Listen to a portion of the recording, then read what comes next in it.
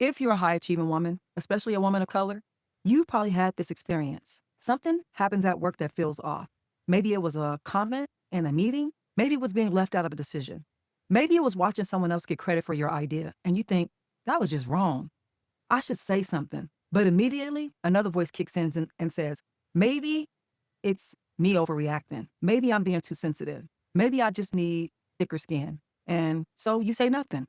Here's what I want to talk about today: why it's so hard for high achieving women to name the harm when it happens, and what that has to do with how you are taught to survive systems that weren't built for you. You learn early. If I work harder, I'll be safer. If I'm more prepared, then they can't question me. If I'm excellent, I'll be protected. And for a while, that works. But here's the trap. The better you get, the more you expect to absorb without complaint. Because you're strong, right?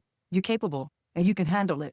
So when something harmful happens, your brain does this calculation. If I'm as competent as I've proven I am, then shouldn't I be able to handle this? And if I can't handle this, maybe this is saying I'm not as competent as I thought, which means maybe I don't belong here. Do you see what just happened? The harm got redirected, and instead of questioning the system, you are questioning yourself. And that's not by accident. That's exactly how this system is built to maintain themselves, by convincing the most capable people that if they were really capable, the harm wouldn't bother them. The capability was never the issue. The harm is the issue.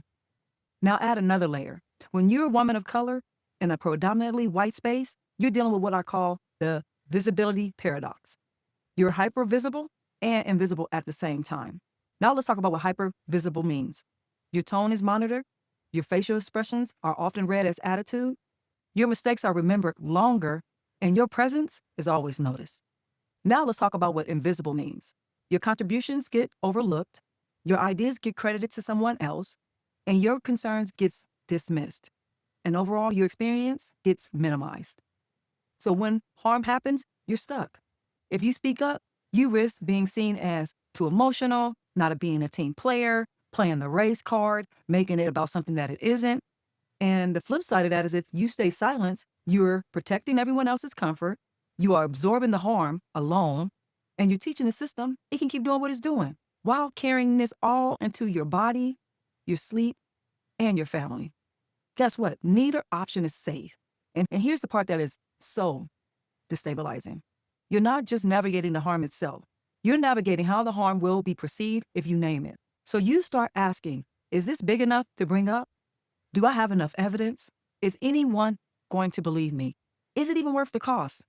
And when you're doing all this mental math, the harm is actually happening in real time. And yes, that's exhausting.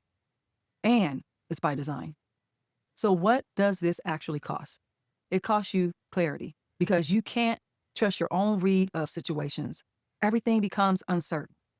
It costs you energy because you're not just doing your job. You're managing perceptions, calculating risks, regulating your nervous system, and you're wondering if you're imagining things.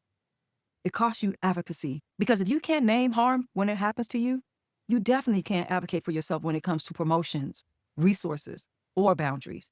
And you know what? Over time, it costs you your sense of self because the woman who walked into that organization, confident, clear, capable, starts to fade.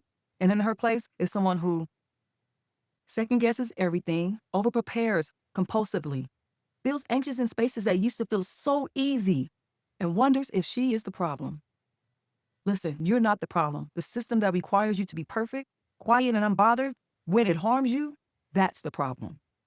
If you're watching this and thinking, she's talking about me, you're right, I am. Because this is the work I do. I work with high-achieving women who have been told they're overreacting, who've been managing everyone else's comfort, who's been wondering if they're the problem. And what I know is this: you don't have to be fixed. You need the language to name what's happening, and you need someone else who believes in you because the harm is real. Your read of the situation is accurate, and you deserve to work in an environment that doesn't require you to sacrifice your clarity, your health, or your dignity just to survive. That's the work I'm honored to do. And if that's for you, click on the link below.